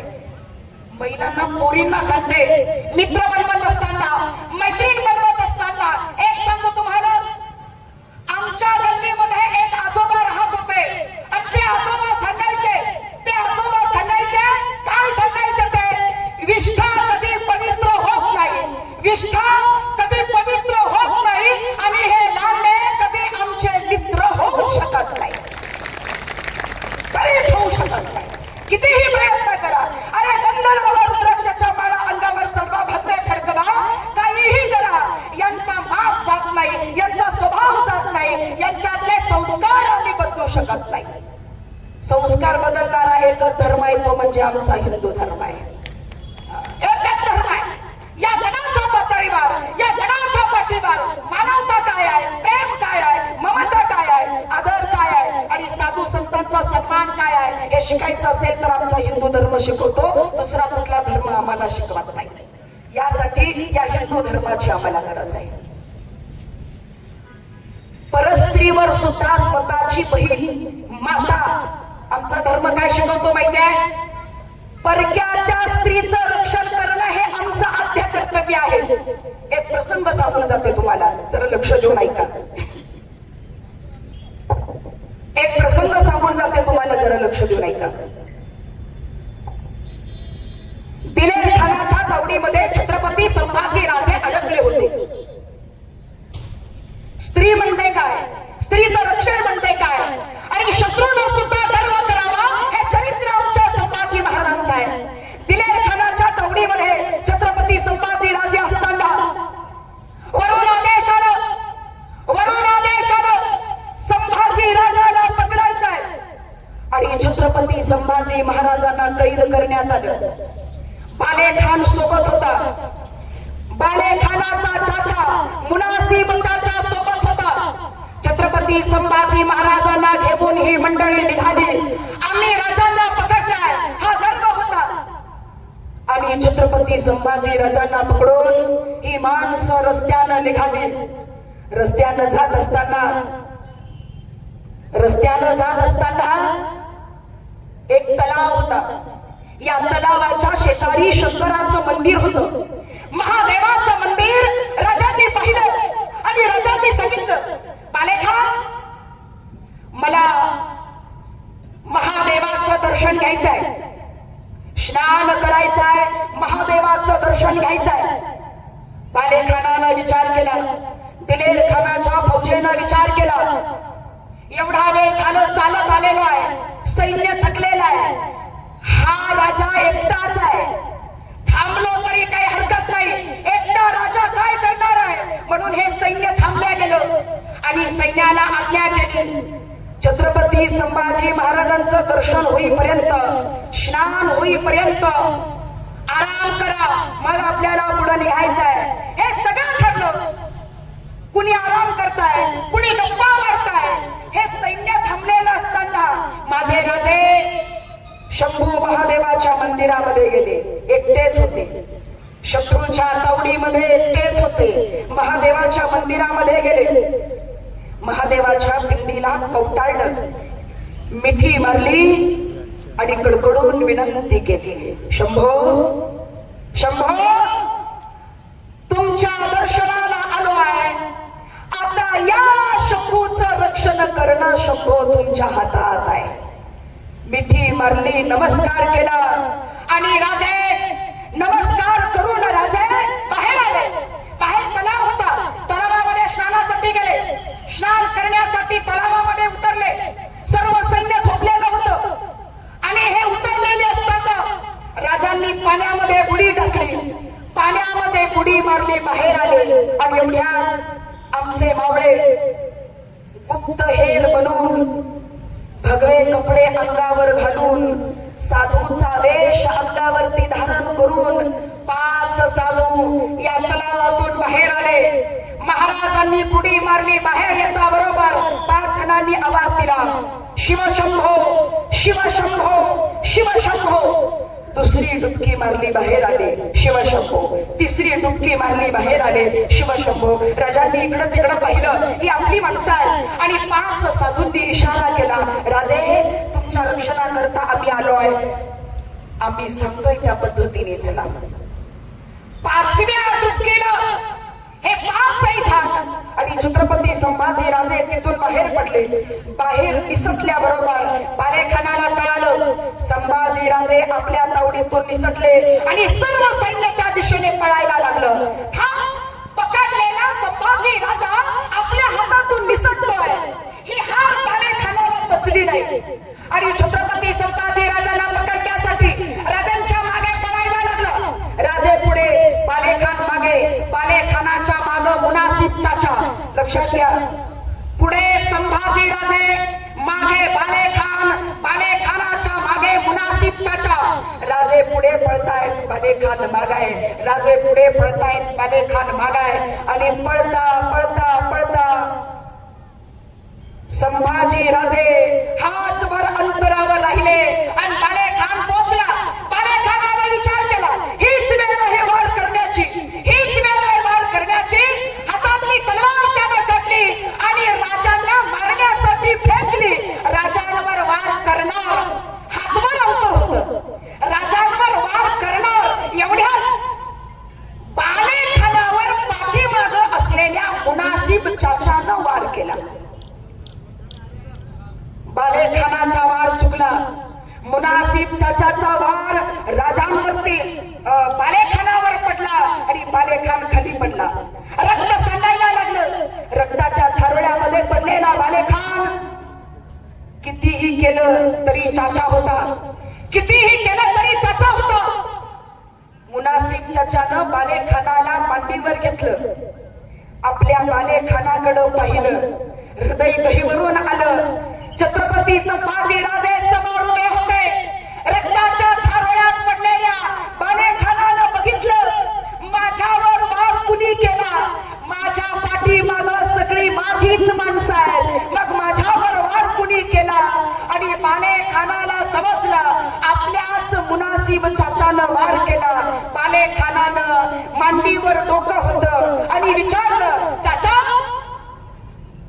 शत्रूला मारत असताना, शत्रू हातात आलेला असताना तुम्ही माझ्यावर वार केला आणि समोर उभ्या असलेल्या शत्रूला वाचवलं. या शत्रूला वाचवण्याचं कारण काय मला कळेल. तेव्हा मुनासिब चाचानं सांगितलं, पालेखान एकच कारण आहे या संभाजी राजाला वाचवण्याचं. विजापूरच्या दरबारामध्ये, विजापूरच्या दरबारामध्ये आपल्या लेकीबाईवर, आपल्या स्त्रियांवर अन्याय होत असताना, आपल्या आदिलशहानं त्यांच्यावर अन्याय करत असताना, अत्याचार करत असताना, आपल्या समाजातल्या स्त्रियांच्या अंगावरचं वस्त्र काढत असताना आपलाच माणूस अन्याय करत होता. आपल्यातलं कोणी मदत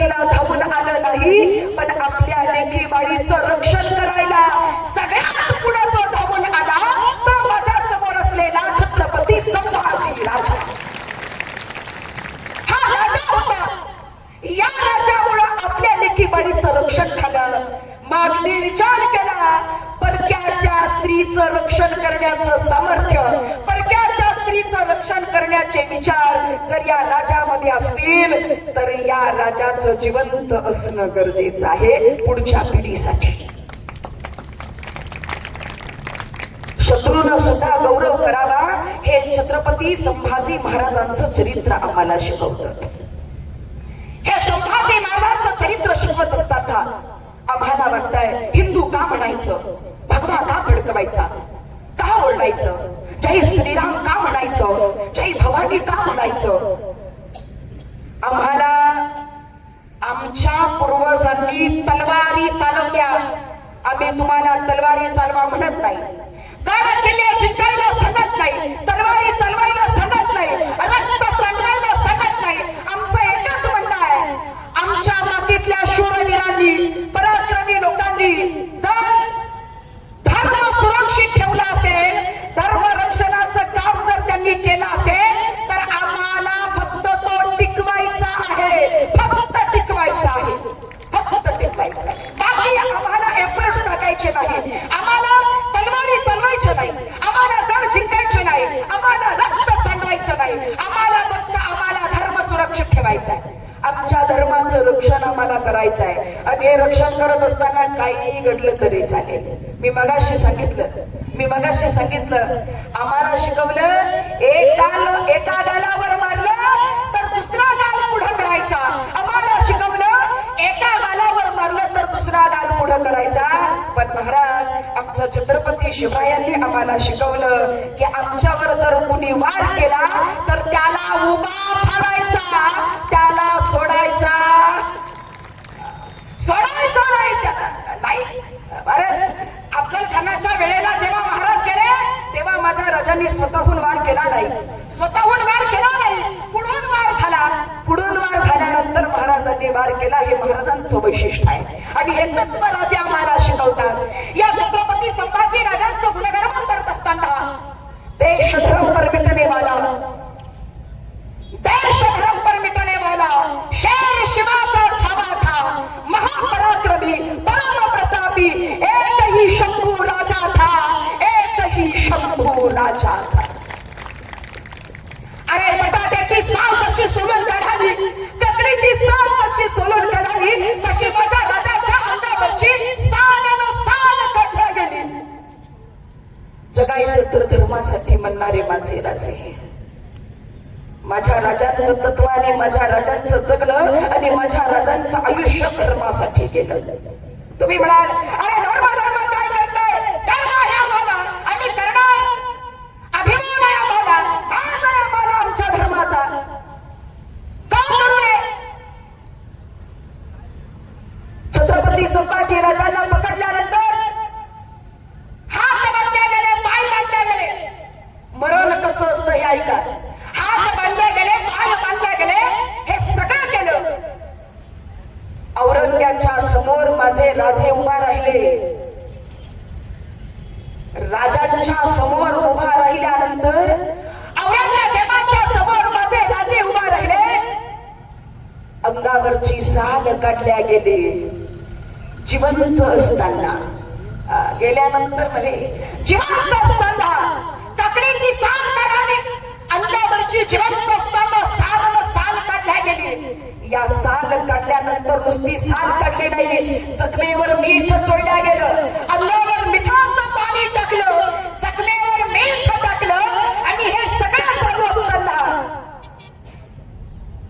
हात बांधलेले, पाय बांधलेले. औरंग्या समोरून आला आणि हा औरंग्या समोरून येत असताना पांढऱ्या दाढीवरून हात कुरवाळत तो समोर आला आणि हात कुरवाळता माझ्या राजाकडे त्याने पाहिलं आणि त्याने सांगितलं, संभाजी राजे जसे आहात तसे सोडल्या जाईल, जसे आहेत तसे सोडल्या जाईल, जिवंत सोडल्या जाईल.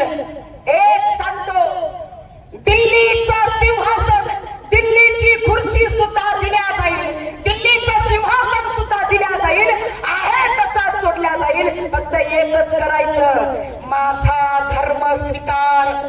संभाजी राजाला सांगितलं, माझा हिंदू धर्म स्वीकार, जिवंत सोडल्या जाईल. माझ्या राजानं दाढी पुरवाडणाऱ्या औरंग्याकडे बघितलं. राजानं सांगितलं, अरे दिल्लीची खुर्ची जरी दिली आणि जे काही दिलं तरी एक सांगतो बाळा तुला, जसा तुझा धर्म तुला प्यारा तसा माझा हिंदू धर्म मला प्यारा. हे सांगणारे माझे छत्रपती संभाजी राजे होते. या गौरवांचा तुला गुणगौरव करत असताना आम्हाला यातून एक गोष्ट घेण्याची गरज आहे. काय हवा मी धर्मनिष्ठा स्वीकारत असताना, धर्म जागरण करत असताना, धर्मासाठी प्राणपणाला लावत असताना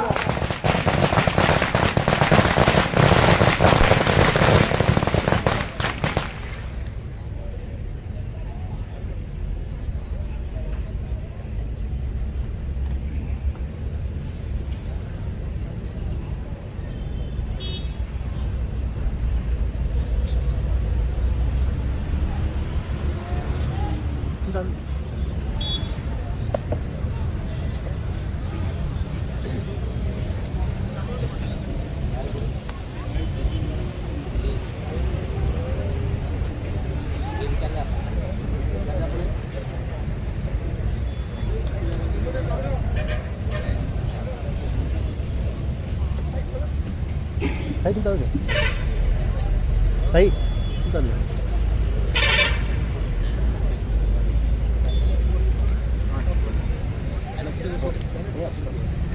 धर्मासाठी प्राणपणाला लावत असताना, धर्म जागरण करत असताना एकच थोडस मी पुढे म्हणेन, पाठीमागं सर्वांनी म्हणायचं.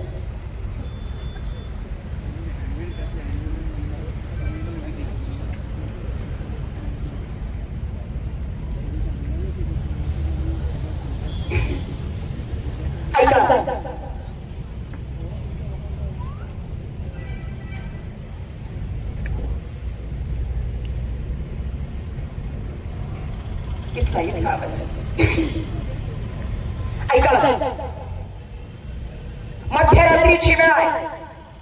चंद्राचा मंद असा प्रकाश दरवळत होता. चंद्राचा मंद असा प्रकाश दरवळत होता. राजे मान खाली घालून बसलेले होते. आतापर्यंत आपण सांगण्याचं काम केलं, हिंदूंचे विचार आपणापर्यंत पोहोचवण्याचं काम केलं. पण आमच्या छावा संघटनाची विनंती होती की ताई, महाराजांबद्दल सुद्धा आपल्या मातीमध्ये, आपल्या भूमीमध्ये, आपल्या धर्मासाठी ज्यांनी रक्त साधलं या मावळ्यांबद्दल सुद्धा सांगणं गरजेचं आहे. म्हणून त्यासाठी सांगून जाईल, म्हणून त्यासाठी सांगून जाईल. ऐका, मध्यरात्रीची वेळ आहे. चंद्राचा आनंद असा प्रकाश दरवळत होता. माझे राजे मान खाली घालून बसले होते. माझे राजे मान खाली घालून बसले होते. एक मावळा राजांच्या जवळ आला. राजे, राजे काय झालं? काही अडचण नाही? युद्धामध्ये काही अडचण नाही? राजे, या सैन्यामध्ये लढणारा मी एक सामान्य मावळा आहे आणि सामान्य मावळा म्हणून लढत असताना माणसानं मन मोकळं केलं तर माणसाचं मन मोकळं होतं. राज, जरा बोला. राज, जरा सांगा काय झालं ते सांगाल. माझ्या राजांनी सांगितलं, सिद्धी जोहरचा वेढा पडलाय. सिद्धी जोहरचा वेढा पडलाय. त्याच्याकडे सैन्य जास्त आहे आणि आपल्याकडे सैन्य कमी आहे. मुठभर मावळे घेऊन जर लढायला गेलो तर पराजय निश्चित आहे. काय करावं कळत नाही आहे म्हणून बसलो आहे. समोर उभा होता शिवा काशीद. समोर उभा होता शिवा काशीद नावाचा, शिवाजी काशीद नावाचे मावळे समोर उभे असताना माझ्या राजानं सांगितलं, मुठभर मावळे घेऊन लढाईला जायचं तर कसं जावं हा विचार करतोय. माझे मावळे म्हणाले, राज, राज विचार करू नका. निरोप द्या त्या सिद्धीला, निरोप द्या त्या सिद्धीला आणि म्हणावं राजे येतात. कसलाही राजांनी विचार केला नाही. मागचा पुढचा विचार न करता राजांनी निरोप दिला, आम्ही येतोय. राजा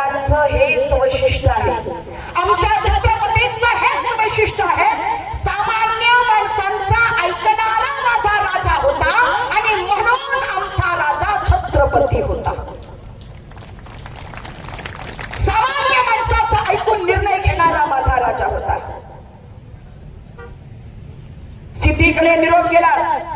राजा येतात आणि राजांचं सैन्य निघालं. एका पालखीमध्ये राजे बसले, एक पालखी रिकामीच होती. एका पालखीमध्ये राजे बसले, एक पालखी रिकामीच होती. मजर करत ही मंडळी रस्त्याने निघाली आणि रस्त्याने जात असताना काही अंतर पार पडलं आणि पालख्या थांबल्या. राजे पालखीतून बाहेर आले. राजांनी विचारलं, का थांबलोय आपण? शिवाजींनी सांगितलं, राजा एकच आहे, काही अडचण नाही, मार्गामध्ये काही अडचण अजिबात नाही राजा. मग का थांबलोय आपण? राजा राजा राजा एक सांगू तुम्हाला, येत असताना मी तुमची चर्चा ऐकली, माफ करा. येत असताना तुमची चर्चा ऐकली, माफ करा राजा. एका पालखीमध्ये तुम्ही बसला, एका पालखीमध्ये मात्र रिकामी जागा आहे आणि त्या रिकाम्या पालखीमध्ये कुणीतरी असण्याची गरज आहे.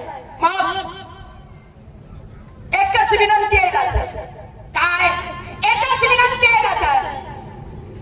या हिंदवी स्वराज्याच्या लढाईमध्ये सामान्य मावळा म्हणून लढत असताना, हिंदवी स्वराज्याच्या लढाईमध्ये सामान्य मावळा म्हणून लढत असताना छत्रपती शिवाजी राजा म्हणून लढायचा आहे. शिवाजी राजा म्हणून लढायचा आहे. संधी द्याल. काय म्हणायचंय मला समजलं नाही. राजे जरा बघा माझ्याकडं आणि सांगा काय दिसतंय तुम्हाला. जरा बघा माझ्याकडे आणि सांगा काय दिसतंय तुम्हाला. माझ्या राजांनी समोर बघितलं. तुझे डोळे तर माझ्या डोळ्यासारखेच आहेत, तुझे कान माझे कान सारखेच आहेत. राजांच्या खांद्याला खांदा लावला या मावळ्याने आणि आमचे शिवाजी म्हणतात, राजा तुमची उंची आणि माझी उंची सारखीच आहे. मग काहीच नाही राजा, तुमचे कपडे मला परिधान करायला द्याल, तुमच्या डोक्यावरचा जिरीटोप माझ्या डोक्यावर ठेवायला द्याल, तुमच्या कमरेची तलवार या हातामध्ये भेटेल. काय म्हणणं? काहीच नाही राजा, एकच म्हणणं आहे. सामान्य मावळा म्हणून लढत असताना शिवरायांचं जगणं जगायचं आहे. एकच करा, एकच करा. छत्रपतींनी सांगितलं, शिवा तुझ्या पाठीमागे तुझा परिवार आहे, पत्नी आहे, मुलं आहे, कुटुंब आहे. या कुटुंबाचा विचार करणं ही तुझी जबाबदारी आहे आणि तुझा विचार करणं हे राजा म्हणून माझी जबाबदारी आहे. मी तुला पाठवू शकत नाही. माझे मावळे म्हणतात, राजा इतिहासाच्या पानांमध्ये सुवर्ण अक्षरांनी नाव लिहावं ही संधी आज माझ्याकडे प्राप्त झाली आहे. ही संधी माझ्याकडून गमावू नका राजा. राजेशाही पोशाख परिधान केला, डोक्यावर जिरेटोप घातला, अंगावरती वस्त्र परिधान केल्या गेलं, तलवार हातात घेतल्या गेली, सगळं सगळं सगळं झालं. राजा राजा जरा बघा माझ्याकडे, राजा जरा बघा माझ्याकडे आणि सांगा राजा, दिसतोय ना तुमच्यासारखा, आहे ना तुमच्यासारखा, काही कमी तर नाही. शत्रूच्या सैन्यामध्ये गेल्यानंतर मला कुणी ओळखलं तर नाही. माझ्या राजांनी समोर बघितलं, स्वतःच प्रतिबिंब समोर उभं होतं, स्वतःच प्रतिबिंब समोर उभं होतं. कपाळी शिवगंध, माथेचा गाभार, गळ्यामध्ये कवड्यांची बाळ, मोत्याचा कंठा, अंगावरती राजशाही पोशाख, कमरेला भवानी संशेर, शिला दुधारी तलवार म्हणावा आणि मुखामध्ये चकचक चकचक चकचक. सगळं सगळं हुबेहूब समोर उभं होतं. राजा दिसतोय ना तुमच्यासारखा, तिकडे गेल्यानंतर कुणी मला ओळखणार तर नाही ना. काही कमी राहिलं असत तर सांगा. माझ्या राजांनी बघितलं, राजा म्हणतात, शिवा अरे सगळं बरोबर झालंय पण एक राहिलंय. काय राहिलंय? सगळं परिधान केलंय. अरे छत्रपती शिवाजी राजा आणि अनवानी पायाचा बरा दिसत नाही राजा, बरा दिसत नाही. हे जोडे तुझ्या पायामध्ये काहीच नाहीये, हे जोडे पायात घाल म्हणजे पूर्णपणे छत्रपती शिवाजी राजा होशील. माझ्या राजांनी पायातले जोडे काढले, समोर ठेवले. माझ्या या मावळ्याला जोडे